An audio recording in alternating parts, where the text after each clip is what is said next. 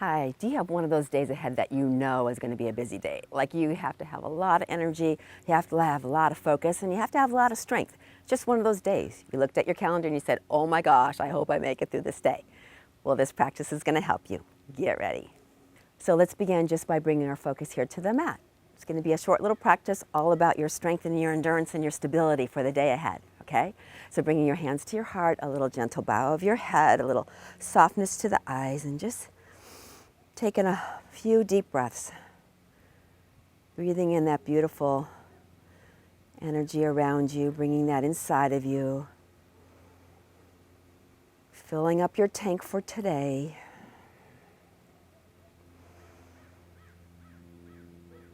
And on your inhale, reach those arms up. And on the exhale, ground all that beautiful energy around you. Good. Let's do it one more time. Hands to the heart. Bring it all the way up. You have this beautiful circle of energy around you. It is your aura. Oh, I think we need to do it one more time. We call this combing the aura. Up with the inhale and exhale, combing your aura. Good, and bring in your hands back to your heart. Very good. So I thought we would focus on a little bit of balance today. So when we need energy and oomph and endurance and stability for our day, we got to work on that balance because it all comes from that inner strength that we have. So we'll be doing some kneeling balancing poses. So if you've got any issues with kneeling, you might want to skip this sequence because it is going to be a lot of kneeling, or you can bring a blanket or maybe even a little cushion underneath your knees. Let's get going.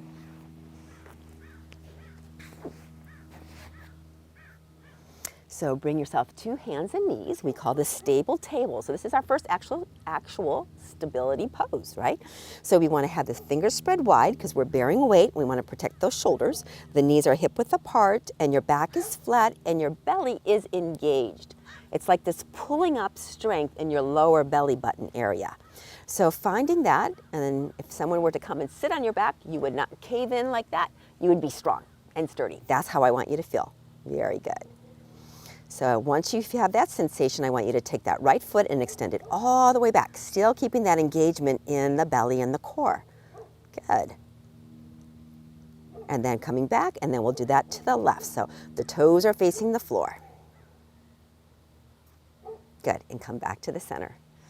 And now we're going to take the right arm and just reach it up. Oh, all that weight is going on that left shoulder, so be careful. Keep that arm strong, don't cave in. Good, come back, and let's do it to the left. The left thumb is facing up, the palm's facing in. Good, and come back. Good, sit back for a moment. You can tuck the toes or sit back on the heels or sit up tall because we're gonna take those wrists and we're gonna roll them around a little bit. Yeah. So bearing weight on our wrists is not really how we're made. We can do that for a period of time, but we have to be careful not to overextend in this area. Carpal tunnel, we don't ever want to get that all jammed up and all tight and closed, and we don't want to have any excess weight on our shoulders. So make sure to keep things strong when you're down there. Here we go again, coming back to your stable table.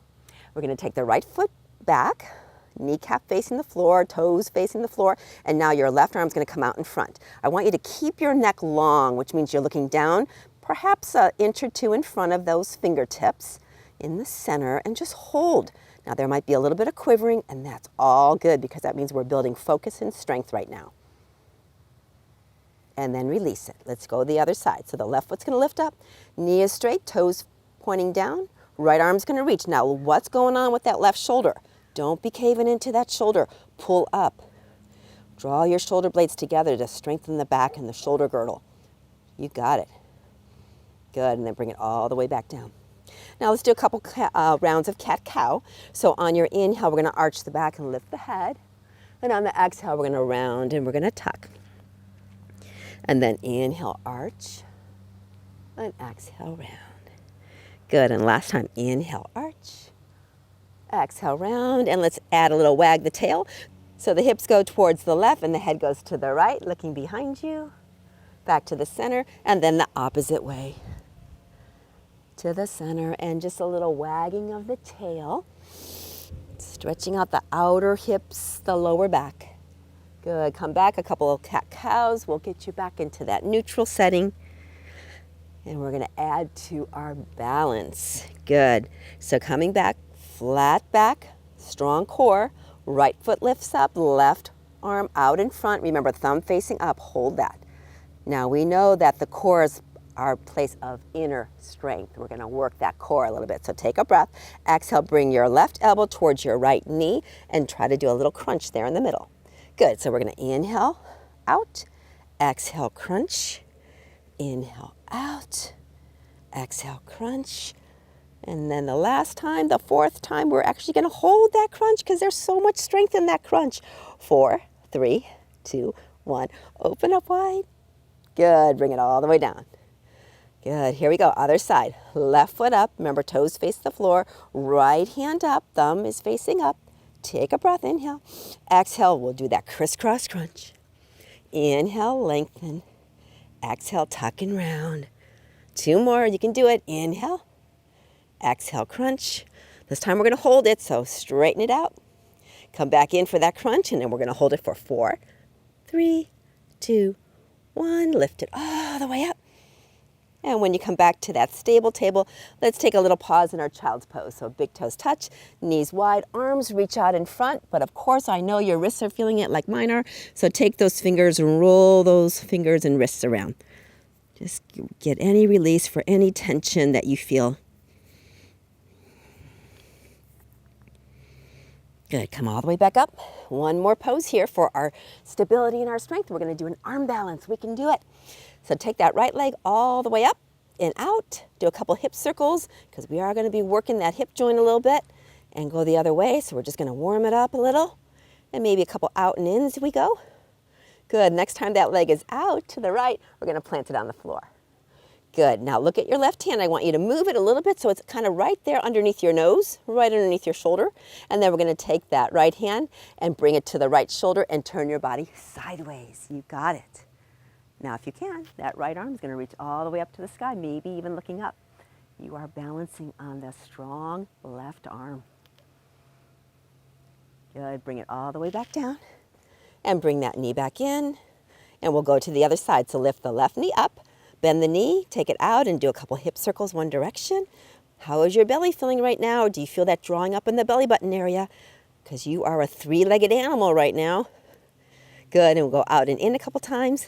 And the next time that left leg is out, we're going to stretch it out. And then move that right hand just a little bit inward, going to give you more stability. And then reach the left arm to the left shoulder, turn yourself sideways. And then if you want to, reach up. Do you feel strong and powerful right now? Good. Bring it all the way back down. Bring that knee in. And last time, child's pose. Take a little pause, a little rest. Sit back on your heels. Reaching the arms forward or even tucking them under you. Or you can roll those wrists.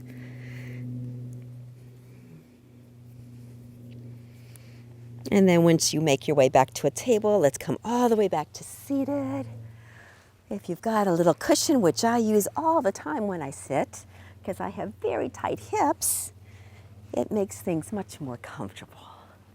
So take a moment, find yourself in that nice, steady, centered position. I hope that little practice gave you a little bit of oomph, a little bit of confidence for your day ahead. Again, if you've got a full calendar, great to start with some focus and some strength. So thank you for joining me today, everyone. Have a beautiful day. Namaste.